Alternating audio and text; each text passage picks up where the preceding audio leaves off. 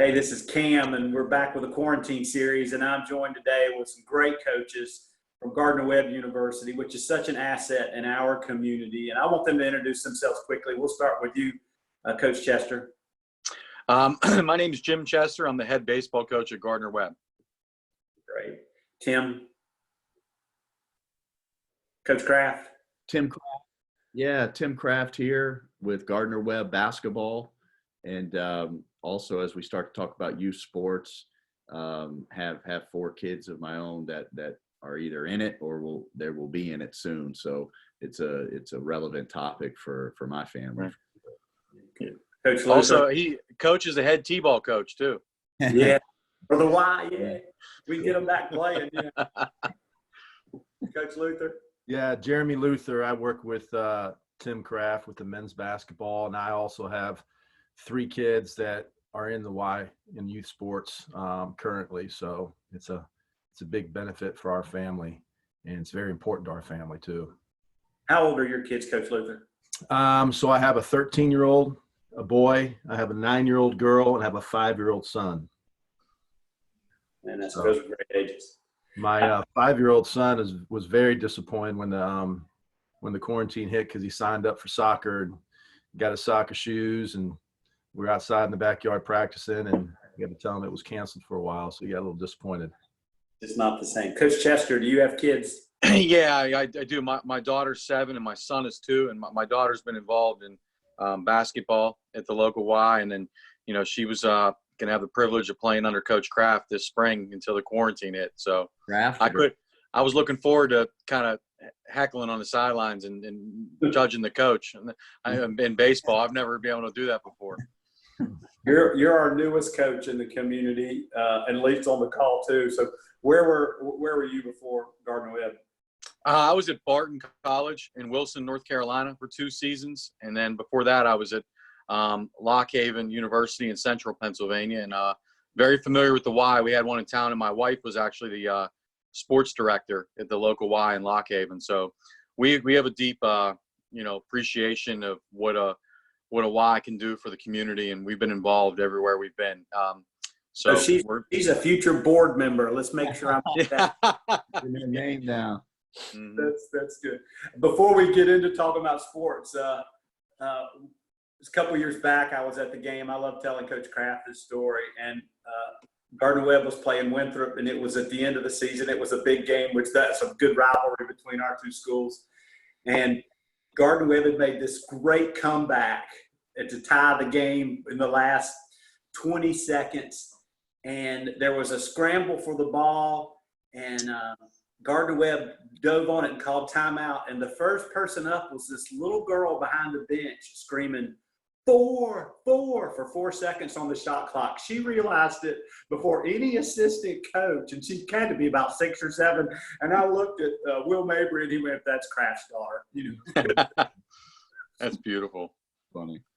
You gotta love coaches' kids. So to think back to when y'all were in youth sports, do any of y'all have a favorite coach from those days? Maybe share the sport, where you grew up and the sport, and who that coach was.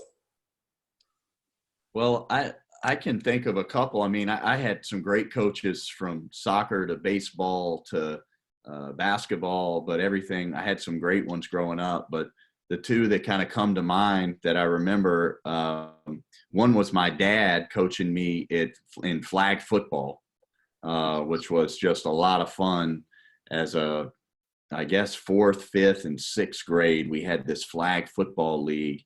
And it wasn't with the Y, it was kind of with our school, but that was an absolute blast.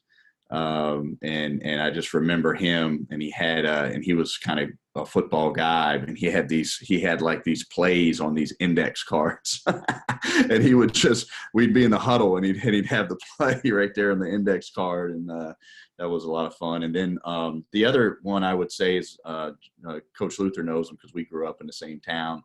But Ed Tucker coached me, was my first basketball coach.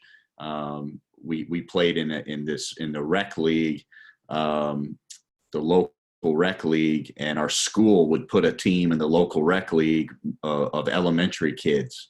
And he invited me to be on the team in 4th grade. or maybe it was fourth or fifth grade, but it was the first basketball team I had ever been on. And he asked, I kind of grew up playing soccer and then just stuff in the organized soccer, but then just stuff in the backyard. And he asked me to play on the basketball team there, either fourth or fifth grade. And I played for him for like 3 straight years on that team.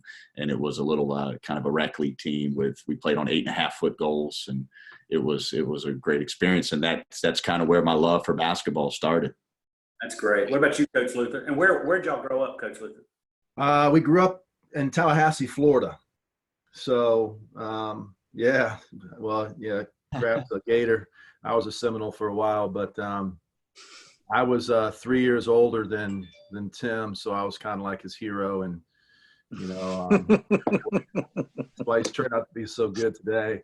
Is because he's not kidding. I mean, he was. I mean, he really was. Like, growing up, he was the best player in our school and one of the best players in our area, and led the state in scoring as a high school senior. Led the whole state in scoring, 30 points a game. And I was a freshman when he was a senior. And so he's actually not kidding when he says that joking, but he's actually, that's the truth. I used to go pick him up early in the mornings, and we'd go to the gym and shoot all day. And I used to toss him around and beat up on him a little bit. Now I've got to answer to him on a daily basis. So the roles have changed. My coach, before I actually moved to Tallahassee, I was actually a baseball player, Coach Chester. And his name was Ray Mendez. And my dad was a pastor. And our parsonage, our church home, we had a baseball field in the backyard. And Ray Mendez was a local YMCA coach that had a team, and they used our field in our backyard to practice. And he would always get there early. And of course, since I lived there, he spent time with me before and after practice, just because, it was my house and I was right there. And he spent a lot of good time with me, and just, taking infield and extra batting practice and show me a little favoritism. But he really impacted me at a young age. Mm-hmm. Just the mentorship and looking up to him. And he was my coach for like 3 straight seasons.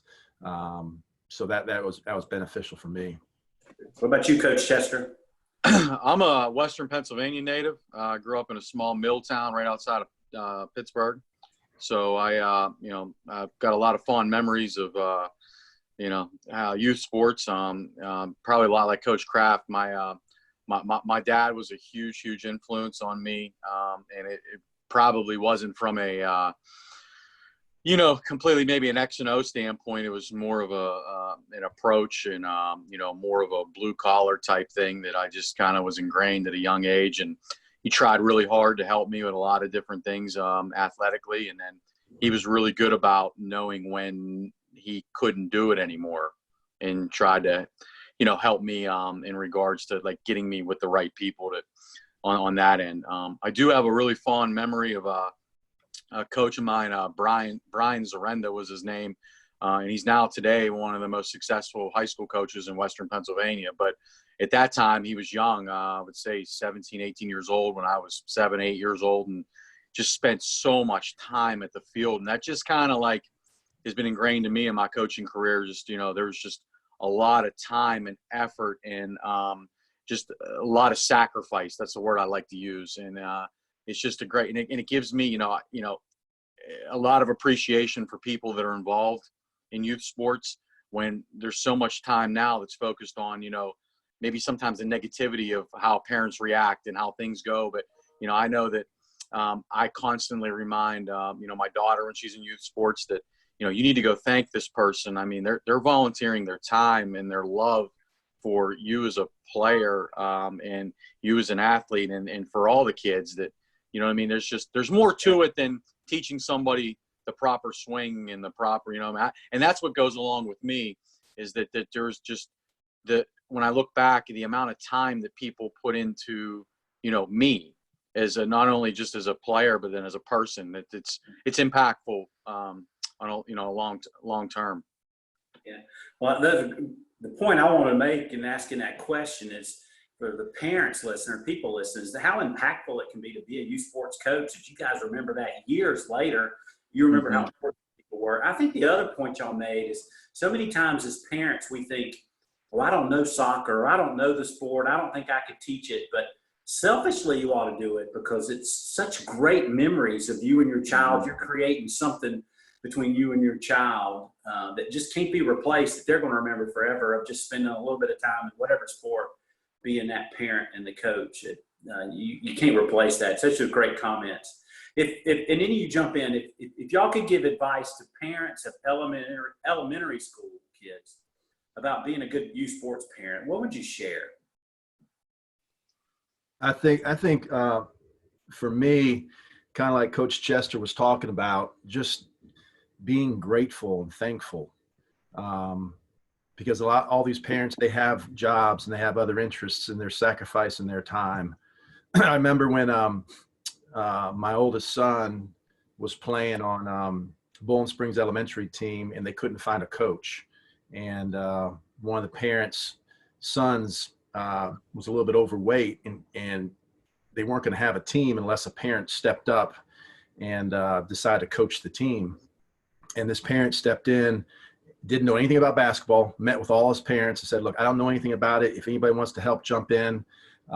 Please help me during practices. So I kind of got out there and helped a little bit, but he was doing it for the sole purpose to help his son kind of stay in shape and motivate his son, sacrificing his time, practicing from 7:30 to 9 o'clock, 3 times a week at Bowling Springs Elementary. And some of the parents would get upset during games because he didn't know what he was doing. And for me, I'm like, this guy is taking his time and doing whatever he can do. So just being thankful and grateful just for the opportunity, and then the sacrifices that these parents make and volunteers make. Great. Any other thought? Yeah, I think there's so many things you can touch on. One thing I think, and we're kind of just getting into it, and Coach Luther and I have a lot of conversations about, we were talking yesterday about, I was talking about my frustrations with my 7-year-old, wishing that he would have a little more drive to get out in the driveway and get some shots up or whatever. And Jeremy saying, hey, he's 7 years old. He's probably doing the same thing all of us were doing as 7. And so I think we all need to hear that. But I some things for me, like as my oldest, my daughter's 12, she's about to turn 13. She's big into soccer. She's played basketball at the Y, which I love. And I asked her this year, she wanted to play. She tried out for the middle school team in basketball and didn't make it. And then wanted to play at the Y, and she plays soccer since she's been little, and plays middle school soccer and travel team soccer, and that's kind of her thing. But she wanted to play at the Y, which I loved, and then I said to her, I was like, do you want to be good? Like, do you want me to kind of help you be a better player from a basketball standpoint? And she just said, she was like, no, not really. I just like playing, but I'm not. And you know what? That's fine. That's perfectly fine. That she just has fun going out and playing the games. She doesn't see herself being necessarily a college player or maybe even playing in high school level. Maybe that changes and she does, but just letting them figure out what they want to do and having fun with it. And I am 100% for kids playing as many sports as they can play. And I think that our society's got into this specialization deal where all of a sudden at 10 years old, a kid has to decide like they're going to play one sport because it's going to be year round. And like, I am in no way trying to encourage my kids in that direction. And my son's only 7 now, but if he decides he wants to be a good basketball player and he wants to do it all the time, I'm going to encourage him to play baseball in the spring, to play football in the fall, and if, I think that's a thing that's hurt our athletes, in this day and age. Yeah, no, those are great thoughts. Early in my Y career, and this is 30 plus years ago, the 5-year-old kid was sitting down on the soccer field and his dad was screaming at him, and just dad could not take it that the son would just sit on the soccer field and not want to play. And I kept telling him, I'm going, he's 5, just relax, let him have a Yeah, good time. right. And I followed this kid through the newspapers for years, and he ended up, when he graduated high school, was all conference and honorable mention all state in soccer. I mean, he just became such a great athlete. They learn at their own pace. But y'all have, that's great advice to, one, be thankful to the coach. But I love that question is it important for you to be better? Because some kids, it's just a socialization. They want to be with their friends. They want to be with you as a parent sometimes, and just coach Sure. you. That's what's important to me. And so they'll get it at their own pace. So Coach Chester, let's go to middle school. What advice would you give to middle school parents and athletes?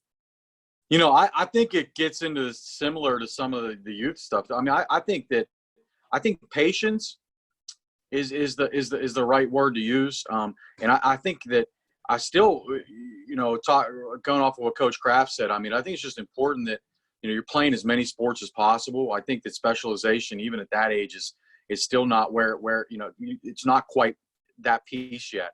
You know, I've made a, you know, we really look for multi-sport athletes. I mean, we think it's a huge advantage, especially you know, baseball. Like, we get a young man that maybe might be a wrestler or a basketball player. I think that is intangibles in regards to what they can do on the field for us. But back to being, you know, middle school, I think that patience is, because I think that, you know, there's this whole golden goose of a scholarship that's just, I mean, my daughter's 7, and I mean, dead serious, like at soccer this fall, I've heard the word scholarship. Like, I've heard it, like, and I just sit there and I try not to wear anything Gardner Webb on some of that stuff, or let anybody know that, you know, you work in college athletics or do some of this stuff. But I just tell this is kind of universal. I was like, have as much fun as you can, work as hard as you can, you know what I mean? And become the best person that you can become. Let the chips fall, and you're going to end up being whatever you're going to be. You know what I mean? It's like, if you worry so much more about the things you can't control, you're going to really, you know, destroy the experience that you possibly could have had. That's important to me. And that's, you know, I know my wife and I try as hard as we can to communicate that message to our daughter right now. You know what I mean? Have as much fun as you can. Tell us if you want to be great. It's something, one of these sports that you're involved in, like, come to us and we'll try to help you, but we're not pressing anything. And I just think that can kind of trickle down or trickle up into middle school and even high school in so many ways. Yeah, I heard a story. We had a speaker at a Y meeting one time, and he was a Stanford graduate, NASA scientist, and he credited everything to his Little League baseball coach, because he was the worst player on the team, and the coach would stick him in right field, and the parents would complain that he played. But the coach played him an equal amount to everybody else, and that just gave him so much confidence. And he said later that the parents shared with him about, you know, these parents aren't happy that you're playing, but he credits his success in the academic field with that coach giving him confidence and faith in him. And that's not a professional. That's beautiful. Yeah, not a professional baseball player, but, you know, a critical scientist and what's going on in our space challenge today. So what about, now let's transition into recruiting. You got kids in high school in y'all sport. So Jeremy, you know, we were talking about recruiting before we hit record, but what are you looking for in a high school athlete when you're recruiting, other than just talent? What are the other things you're looking for? Yeah, I was reading an article the other day. Tom Crean from University of Georgia was talking about how they've shut down this live period for us. Mm-hmm. You know, this past month, we were supposed to be out there seeing kids, possibly into July. And the things that you miss from watching a kid, he hit some stuff right on the head for me. Like, when you go sit down, you watch a game in person, it's different than watching it on film.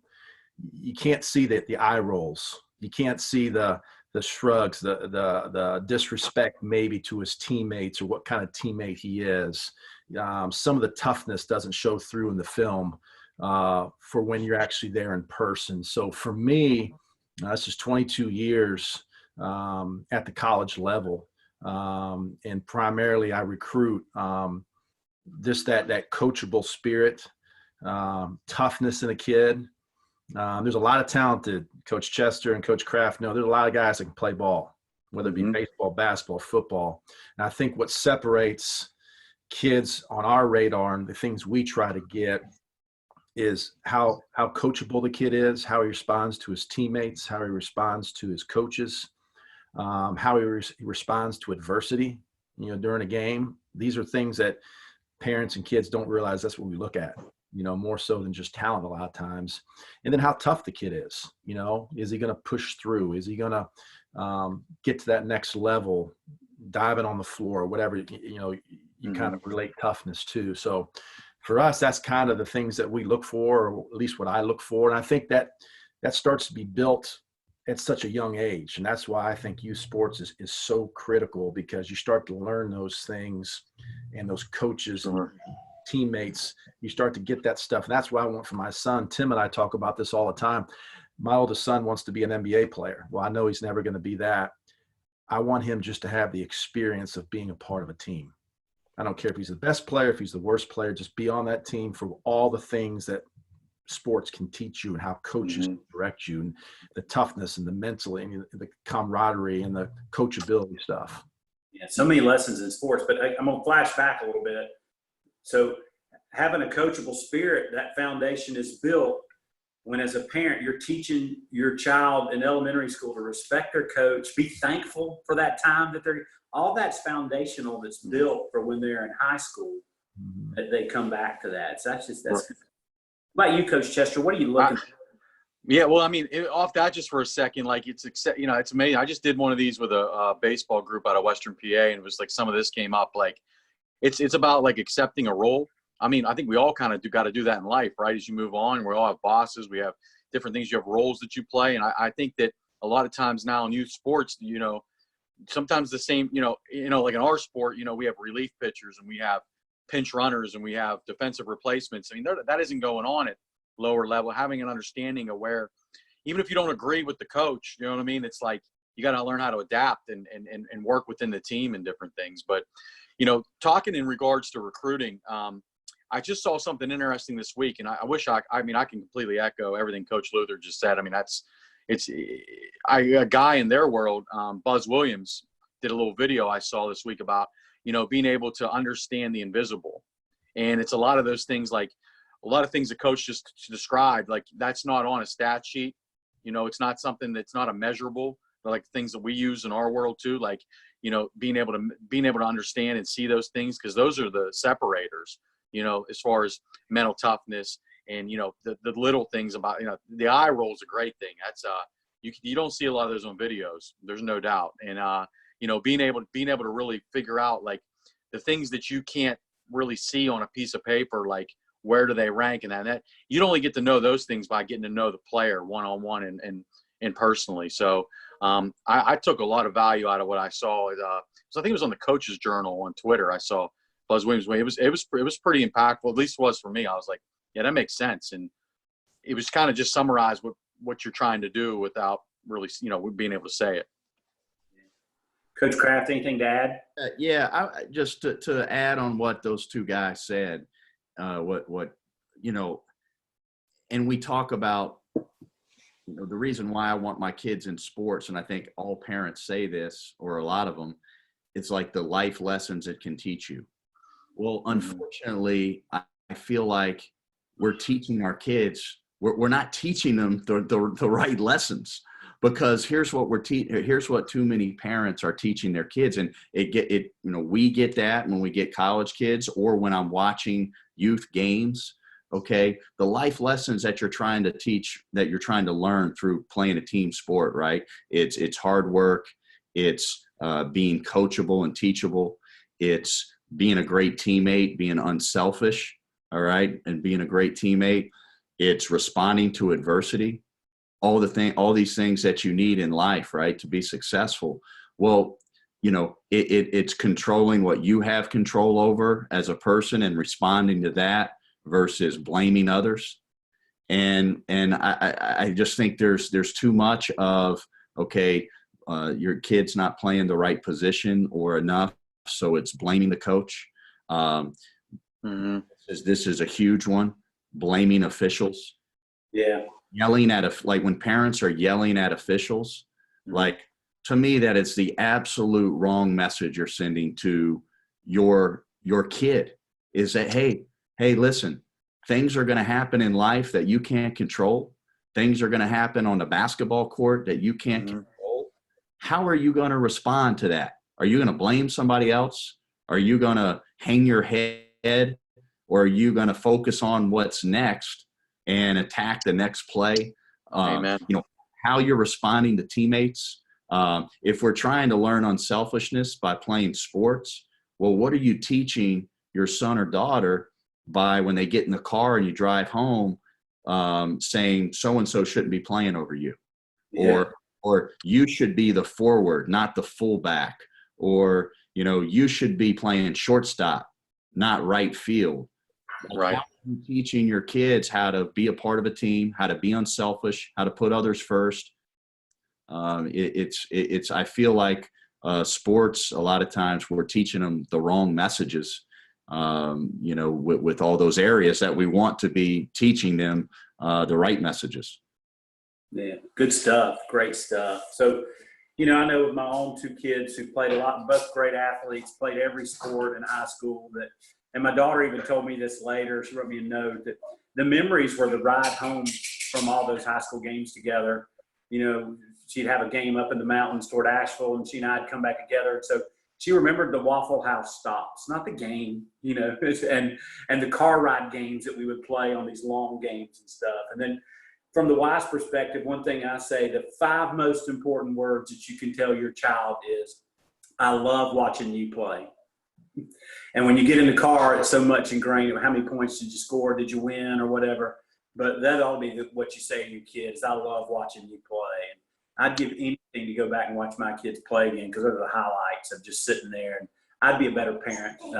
I did my share of yelling at high school referees in basketball.